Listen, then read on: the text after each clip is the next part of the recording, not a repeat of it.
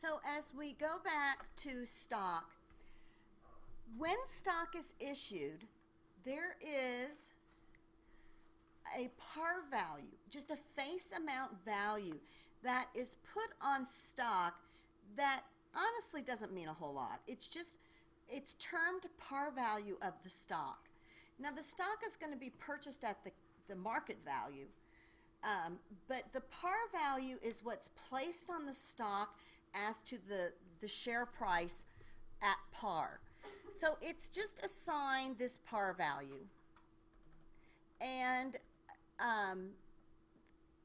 the par value, there's also stock out now that's called no par value, but it's real common to have par value stock. So be familiar with stock can have what's called a no par value, but it's common to have a par value on the stock, which only means it's the amount issued shown on the certificate. On that certificate we just looked at, it had a $2 par value. Let's see here. Let me move on here. So what happens with stock is there is this money that is called paid-in capital. That paid-in capital, which is the common stock and preferred stock, there are all kinds of stock that can be issued. Common stock is the most common type of stock. That's the most known stock. Preferred stock has some unique aspects, such as dividends they get to receive first. Usually with a preferred stock, there might be a little more risk to it, a higher interest rate, but they usually don't get to vote. So that's the negative with preferred stock. But with this paid-in capital account, we mainly deal with the various stocks. So we've got our common stock and we've got preferred stock. That is all part of paid-in capital. Then we also have something called retained earnings. Now retained earnings is money that we receive from net income.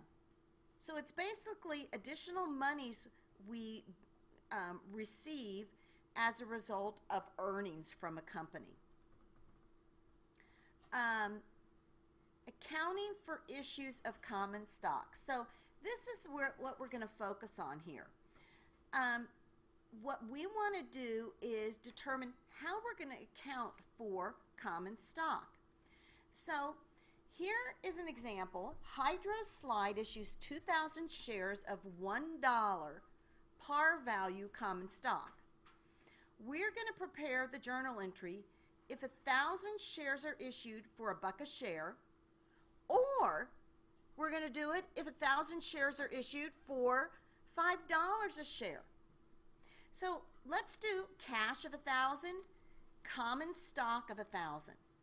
Do you see how we have $1 par value? And we issued them for $1, so it's a wash. Cash of 1,000, common stock of 1,000.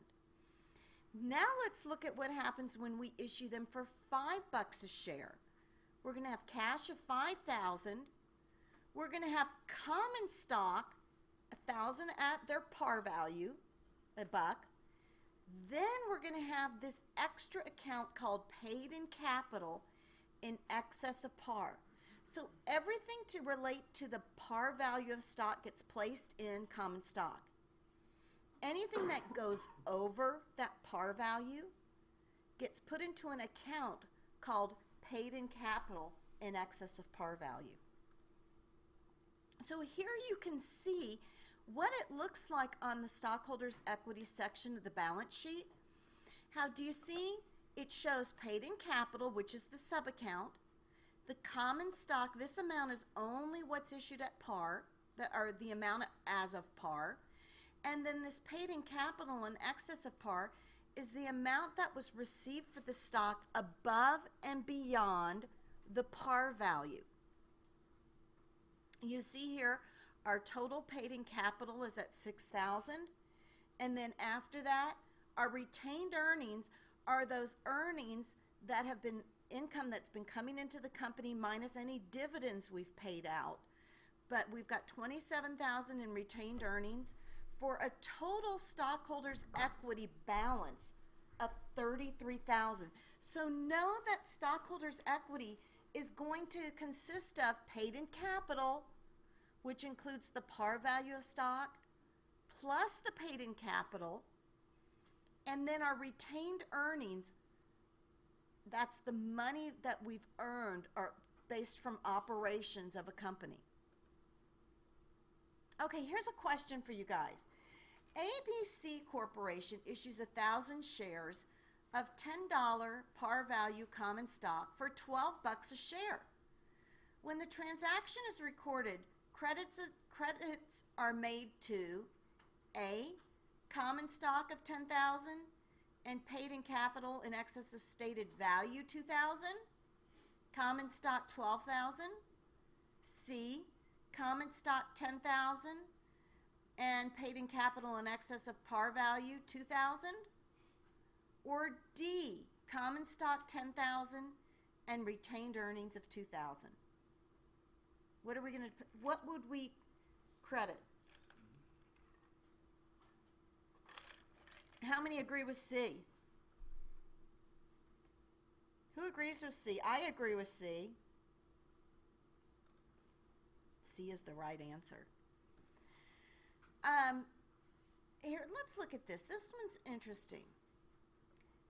Here is how you read the newspaper's stock listings. It shows you on the NASDAQ. They're not on the New York Stock Exchange.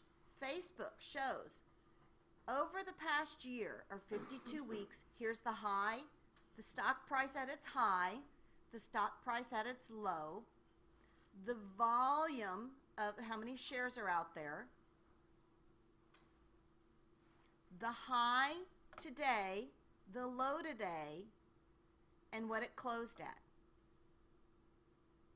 So the high and low market prices for the last 52 weeks are here, the trading volume here, and then today's high and low prices, and then what it closed at. Okay, so again, we've talked about two sources of equity.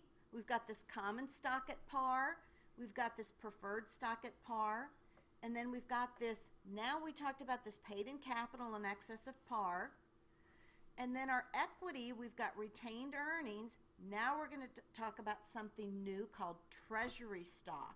What's Treasury stock? Has anyone ever heard of that before? Sometimes companies buy back their stock in the market. Why would companies do that? They could gain more control of the company. They might have cash available to buy some of it back. So let's look. Corporations own stock it's reacquired from shareholders. It hasn't retired it, but it's holding them. It's reacquired them. They purchase it to reissue shares to officers and employees, or to increase trading of the company's stocks, to have additional shares available for use in acquiring other companies, or maybe it helps increase their earnings per share, because when you take that treasury stock out of circulation, even though you're owning it, it's going to increase the earnings per share of the outstanding stock. This is an interesting thing. Why do other people sometimes do it? When there are things called hostile takeovers, where someone wants to come in and purchase a company, but it's not necessarily for a good purpose or cause. Sometimes companies will buy back their stock that avoids someone else coming in and taking it over. So, how do we purchase treasury stock?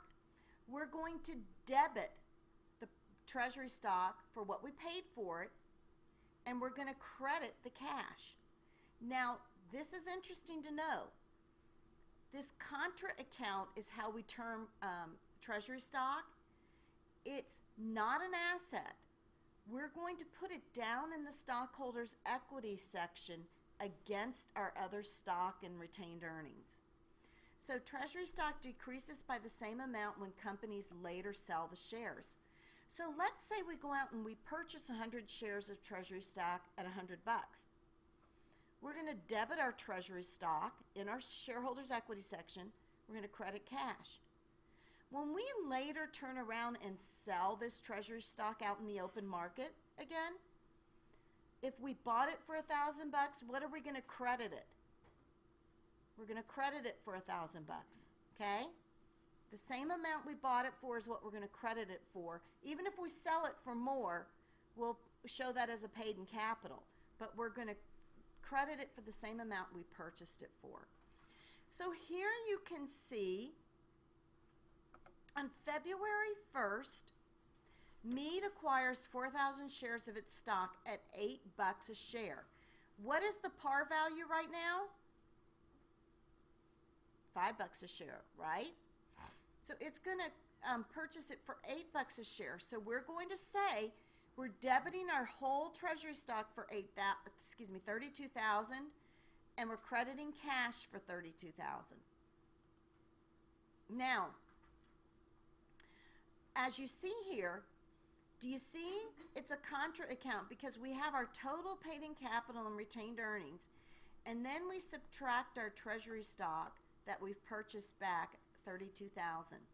So the number of shares issued of 100,000, the number of shares outstanding are 96,000, and the number of shares as treasury stock, 4,000, are all disclosed here on the statement here of equity, stockholders' equity. Any questions on this, guys? Here's a question for you. Treasury stock may be repurchased, A, to reissue the shares to officers and employees under bonus and stock compensation plans, B, to signal to the stock market that management believes the stock is underpriced, C, to have additional shares available for use in the acquisition of other companies, or D, more than one of the above. Good. Let's take a break and work on a problem. Okay? We want to do that? So let's look at exercise 11.1.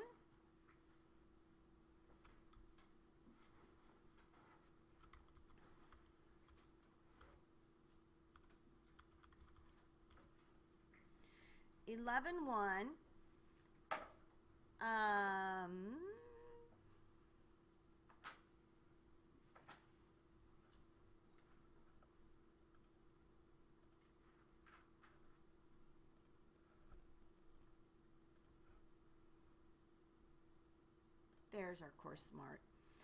Okay, what page is 11.1 on? 605. 605. Everyone following where I'm at?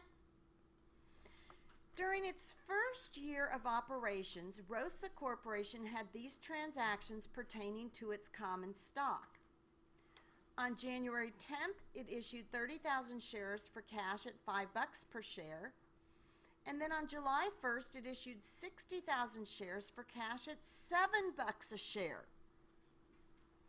Journalize these transactions assuming that the common stock has a par value of $5 per share. So if our par value right now is at $5 a share, what would our journal entry be for January 10th? Issued 30,000 shares for cash for $5 per share. What would we do there, guys? Cash? Cash for 150,000. And what were we going to credit? What are we going to credit, guys, if our common stock for 150,000, right? Now, what if, again, our par value is at $5 a share? What type of journal entry are we going to show if we issued those shares for 60,000 shares now for $7 a share? Cash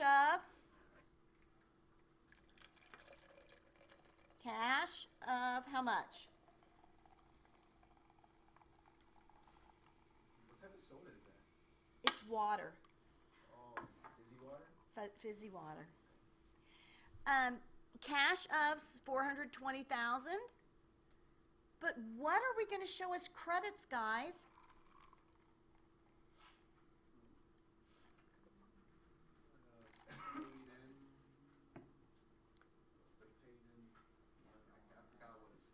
Paid in capital is how much? Let's talk about common stock first. How much are we going to credit to common stock? 300,000. And what are we going to credit to paid in capital in excess of par? 120,000. Perfect. So let's look here, guys. We've got cash of 420,000. Then we have common stock, 60,000 at $5, 300,000, and then paid in capital in excess of par, 60,000 times $2. Okay? Does that make sense? Next question. Journalize the transactions assuming the common stock is no par with a stated value of $1 per share. How are we going to show that? 150,000 is our debit to cash. Then we've got common stock, 30,000 times $1 or 30,000. Paid in capital in excess of stated value, common stock. So it doesn't have a par. It's no par stock, but it's the extra over $1 is going to now be called paid in capital in excess of stated value, common stock. Okay? Does that make sense, guys? The same is true with the July 1st entry.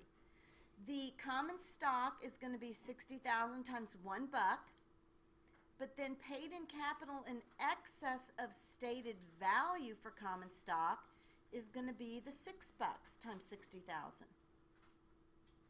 Okay? Any questions on that before we move on?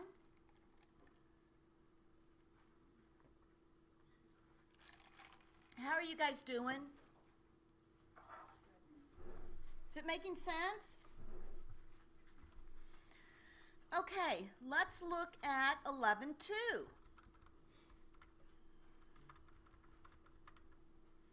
11.2 says, Fagan Company had these transactions during the current period. On June 12th, issued 80,000 shares of a $1 par value common stock for cash of 300,000. And then June 11th issued 3,000 shares of a $100 par value preferred stock for cash at $106 per share. Then in November we purchased back our own stock for $9,000, 2,000 shares at $9,000. Our job here is to journalize these entries, transactions. So let's go back here and journalize these. The first one, June 12th, issued 80,000 shares of $1 par value common stock for cash of 300,000. What are we going to do here, guys? What's our debit to? Our debit is to cash of how much? 300,000? Our debit is to cash of 300,000. Our first credit is common stock, par value $1 for 3,000. And then we've got our additional credit is paid in capital in excess of par value, common stock. What did I do wrong there? Oh, we issued 80,000 shares, and did I say it was, I'm sorry guys, 80,000 shares, so our credit to common stock at par value is going to be 80,000, and then our paid in capital in excess of par value is going to be the difference, the 220.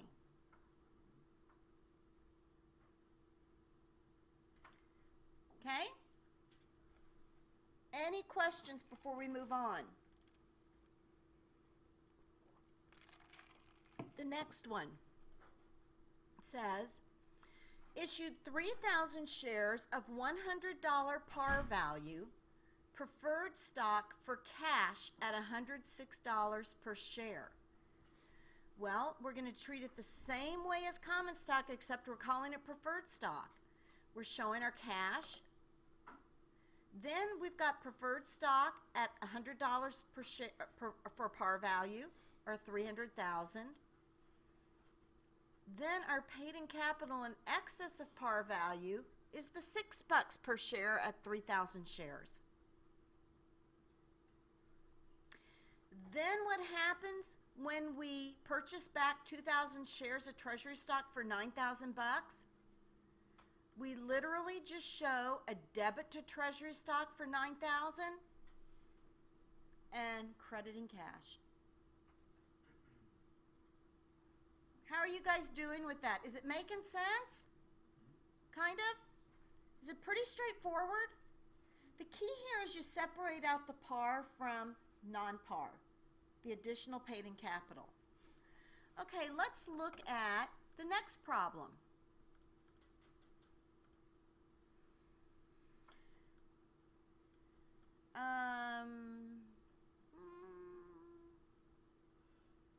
Let's look here. This is a good one. 11.4. We're looking at a balance sheet, the stockholders' equity section of a balance sheet. Okay? How many shares of common stock are outstanding?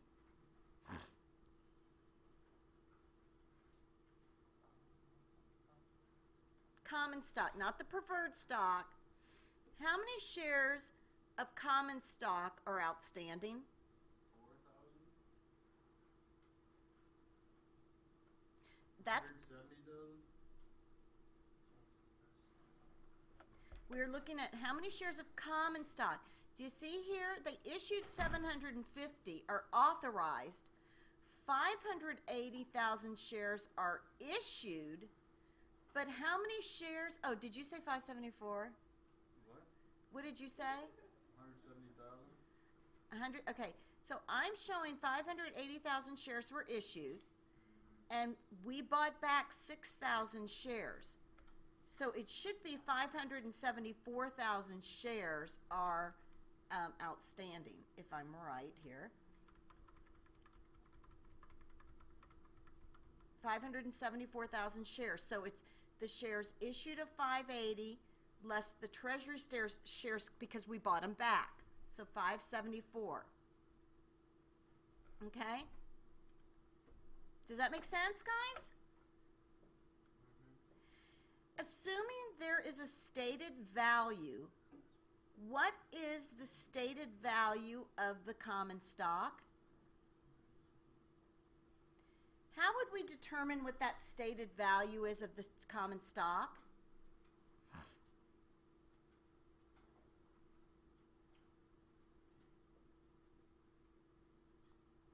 Wouldn't we take this 2,900,000 and divide it by 580,000 shares? So if we took our 2,900,000 divided by 580,000 shares, what's our stated value, guys?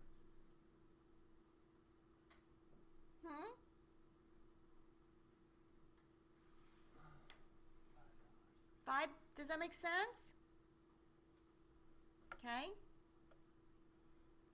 Same, the par value of preferred stock.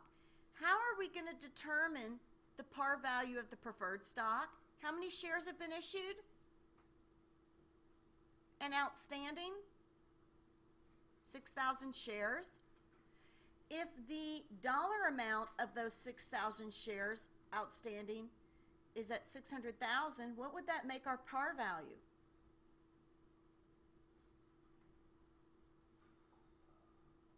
$100 a share, because everything above and beyond the par value or the stated value is going to go where? The paid-in capital. Okay?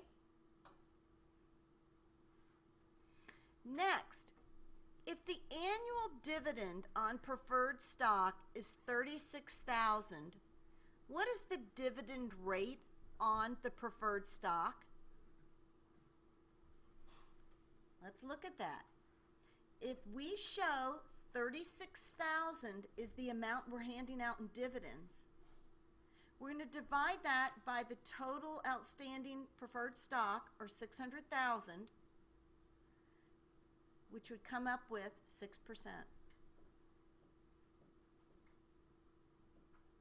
Okay?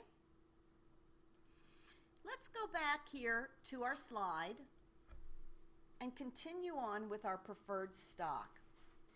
So preferred stockholders have a benefit to common stockholders as it relates to getting dividends, and then if they liquidate the whole company, they get paid off before the common stockholders get paid off. But I'll guarantee you, generally speaking, if they're going to liquidate, my guess is not even all of the creditors get paid off. You know what I'm saying? They usually don't have voting rights. That's a negative with preferred stock. Each paid-in capital account should identify the stock to which it relates. Paid-in capital in excess of par, we would have a preferred stock account, and one of those paid-in capital in excess of par for common stock also. Let's look at a preferred stock example here. Stein issues 10,000 shares of $10 par value preferred stock for $12 cash per share. Journalize the issuance of the preferred stock. What are we going to do with cash, guys? Cash is going to be how much? 120. What's our first account going to be? Preferred stock, par value for 100,000. Then what are we going to have? Paid-in capital in excess of par for preferred stock, 20,000. Just like we do with common stock, guys. We just call it the preferred stock. We keep them separate. So they can receive dividends ahead of time, and the per share dividend amount gets stated, just like we did in that problem, as a percent of the preferred stock's par value, okay?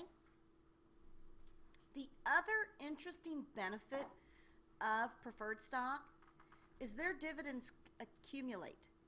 So if, let's say, a company decides not to issue dividends one year, when they eventually do issue dividends, the preferred stockholders get all their dividends in arrears. Holders of preferred stock must pay their annual dividends plus any dividends in arrears before any common stockholders get any money. So that is definitely a benefit of preferred shareholders. Scientific Leasing has 5,000 shares of 7%, $100 par value, cumulative preferred stock outstanding.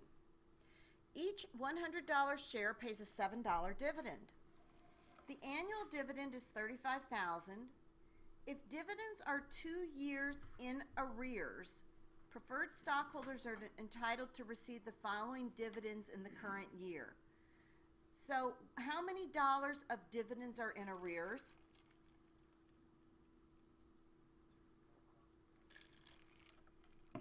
$70,000?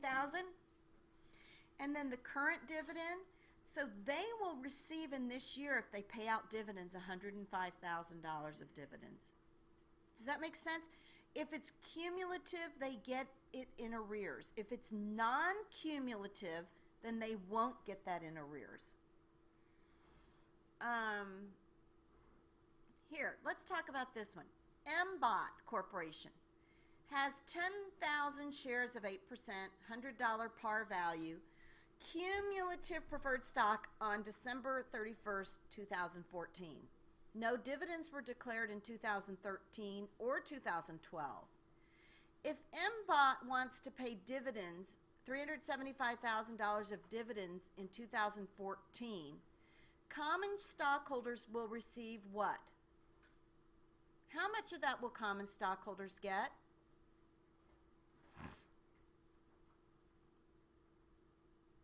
How are we going to figure this, guys? 10,000 shares, if they're going to get $8 per share, what is $8 of 10,000 shares is 80,000? So in 2012 and 2013, they're going to get those dividends in arrears. Plus for 2014, they're going to get 80,000. So they're going to get a total of 240,000. What's left for the common stock? The 135. If they're given 375 total, they're going to pay out, well, the 160,000 in arrears for the prior 2 years, plus the 80,000 that they'll be paid this year, means the preferred shareholders get 240,000. So the difference is what's going to go to the common stockholders, or 135. Do you guys understand that? Any questions? There are various types of dividends. We like those cash dividends. That's what we're talking about right now. But you can get property dividends and stock dividends. The main thing we're going to focus on in this chapter relate to cash dividends and stock dividends. We're not going to worry about the others. So for cash dividends, when cash dividends get paid, they need to have enough in the retained earnings to pay for the dividends and also enough cash. So basically what happens when a dividend gets paid, the board of directors authorizes dividends, which means the declaration date is a specific date where they authorize the dividends. The record date means this is the date that everybody who's a shareholder on this date gets a dividend. So the declaration's the date that the board of directors says, hey, we're having a dividend. The record date is the date on record everybody who's a shareholder on this date gets a dividend. And then the payment date is when the company actually issues the check. Know those 3 dates, okay? On December 1st, the board of directors of Media General declare a 50-cent per share cash dividend on 100,000 shares of $10 par value common stock. The dividend is payable on January 20th to shareholders on record on December 22nd. So the December 1st is the declaration date they're going to get paid. We're going to debit cash dividends, credit our dividends payable. On December 22nd, are we going to do anything? But then when we pay them, we'll show our debit to dividends payable and our credit to cash. Okay? Make sense? Entries for cash dividends are required on the A, declaration date and the record date, B, the record date and the payment date, C, the declaration date, record date, and payment date, or D, declaration date and payment date.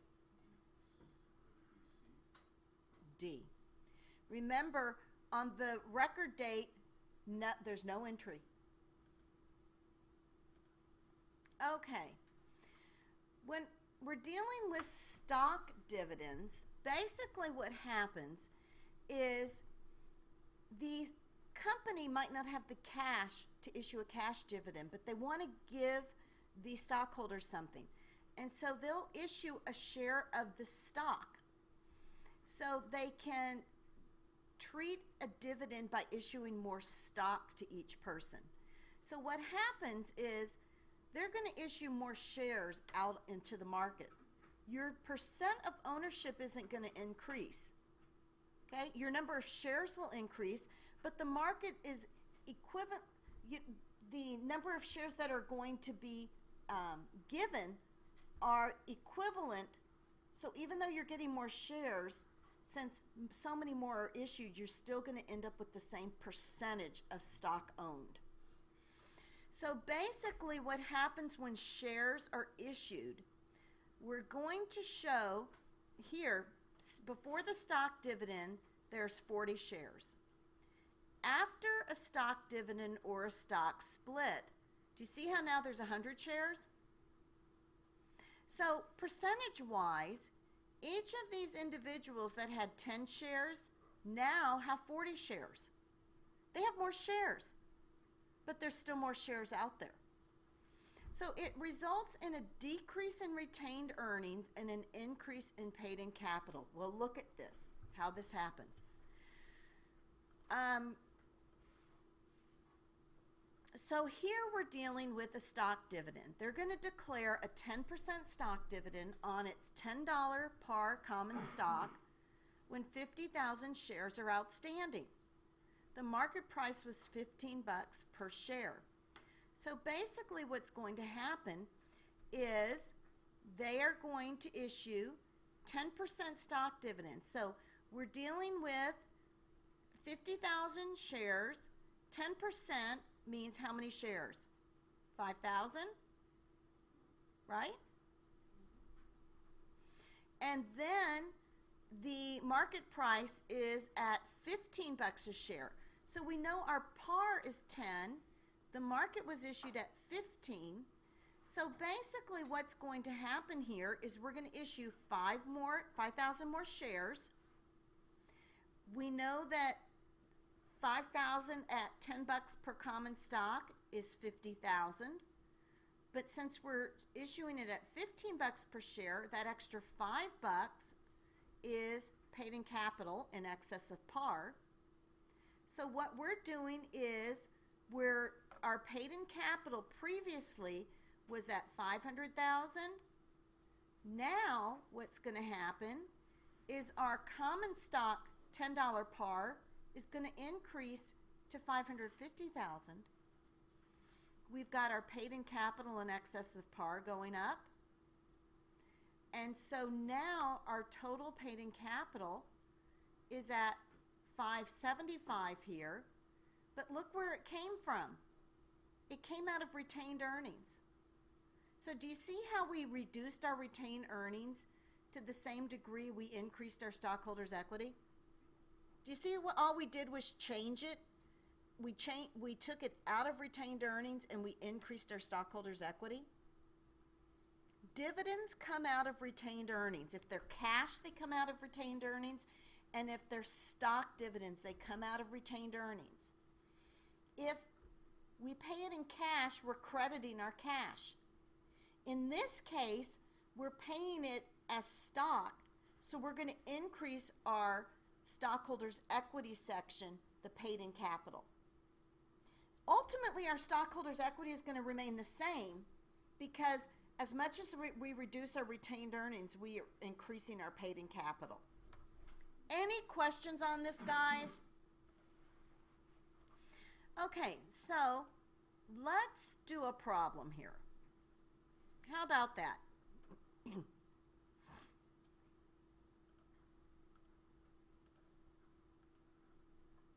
Okay. Bless you.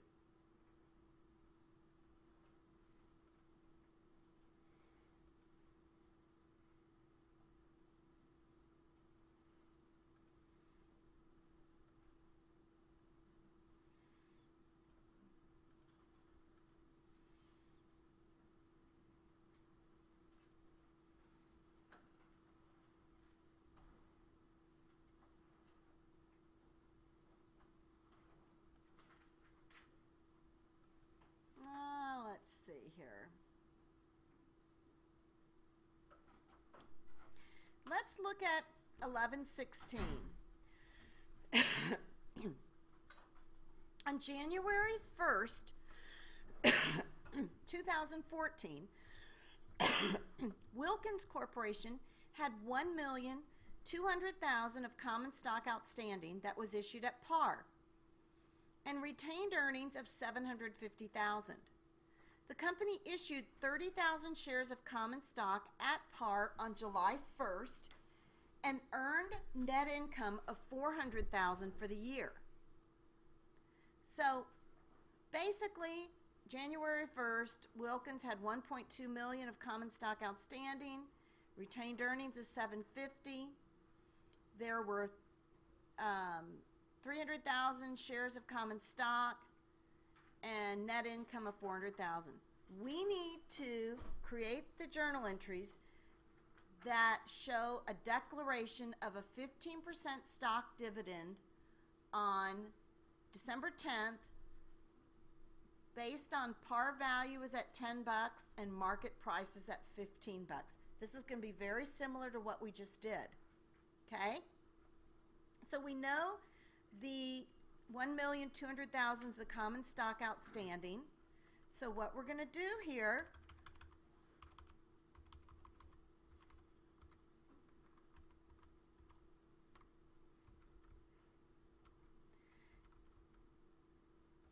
what number is this? Did I not have 1116 up on here? Okay, let's see.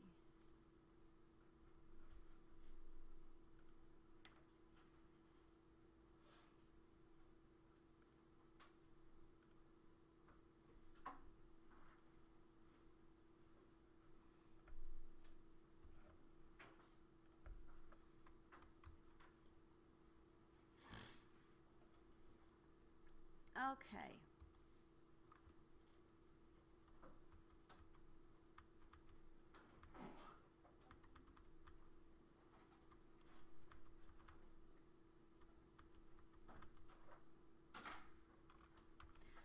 Okay, so what are we going to do here?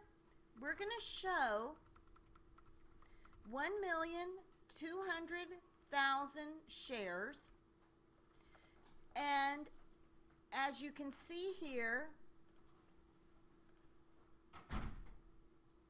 1,200,000 shares of common stock, and we've got 30,000 shares. So as you can see here, 1,200,000 shares of common stock, and what kind of dividend are we issuing? A 10% stock dividend? A 15% stock dividend, okay?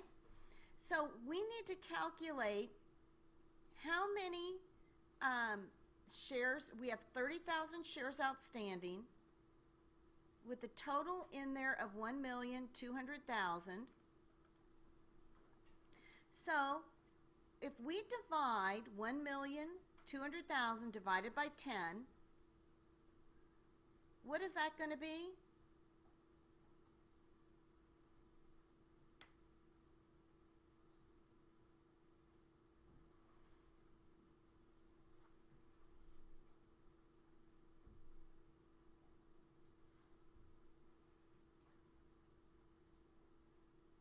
Wouldn't that be 120,000? Because this is the par value, right? Make sure I'm saying this right. Par value's at $10. So if we know that the 1,200,000 has a $10 par value, then we know the number of shares for that par value, plus they're issuing a $30,000. Let's see here, $30,000. Let me. 1,200,000. So we've got to calculate the par value. The declaration of a 15% stock dividend is always going to be here with the following par value, and the market price is at $15. So let's start here and say we're issuing the 22,500 is the number of shares we have times $15 a share, because the 22,500 is 15% of the stock available, because this was 120,000. 15% of that is going to be 22.5 times $15 a share. The market price is going to be $337.5. Then we take that common stock dividend at par value, the 22,005 at 10 bucks gives us our 225. And then the paid-in capital in excess of par is going to be anything above and beyond our $10 par value. Okay? Now the same is true for B. Oops, sorry about that, guys. The same is going to be true for B. Except our par value is going to be different. Now our par value is at 5 bucks and our market price is at $8. So do you see we're taking our total number of dollar volume outstanding, dividing it by 5 bucks a share to see how many shares are out there at 15%. So this is giving us 40,500 shares at 8 bucks a share is the market value. Then our common stock dividends, we're going to distributable, we're going to show our 40,500 at par value times 5. And then paid in capital in excess of par value, the 40,500 times 3. So make sure you understand this problem, okay? Take time to know how you will calculate a stock dividend based on various par values.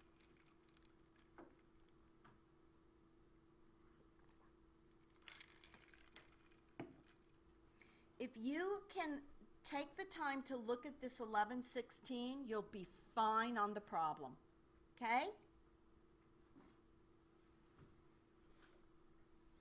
How's everyone doing? Any questions? I will get the test up ASAP. Focus on one exercise problem like this and matching. No multiple choice this time, okay, guys? Yes. So you're going to do it as soon as possible or Thursday? I'm gonna try to get it up in the next 10 minutes here for y'all. Okay, and then when do you know when it will close? Probably a week from this coming Friday. Okay, so we have a week and a half? Correct. That's our final quiz? Not That's your the- final. Wait, this is the final quiz right here? I told y'all I wanted to make it easy on you. Okay? Is that okay, guys?